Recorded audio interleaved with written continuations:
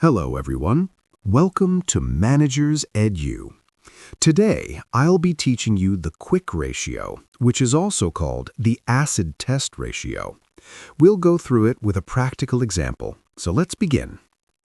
The quick ratio is a more conservative measure of a company's liquidity compared to the current ratio.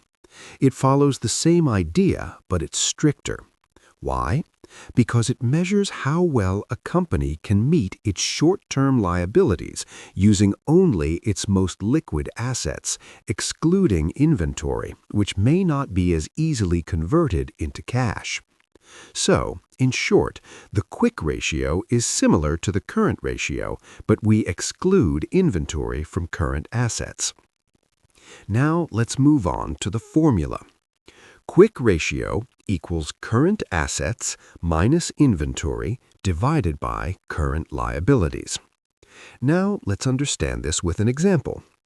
Suppose we have a company's balance sheet that shows cash, $40,000, accounts receivable, $40,000, inventory, $20,000, total current assets, $1 lakh, current liabilities, $40,000. To calculate the quick ratio, we exclude inventory from current assets. So, quick assets equals total current assets minus inventory.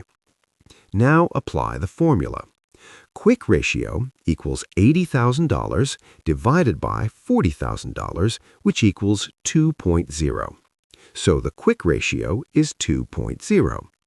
What does 2.0 mean? It means that for every $1 of current liability, the company has $2 of quick assets, like cash and receivables, available to cover it without relying on inventory. This is a powerful measure because it helps companies assess their working capital more strictly. If a company has more liabilities than quick assets, it could be at risk in the short term.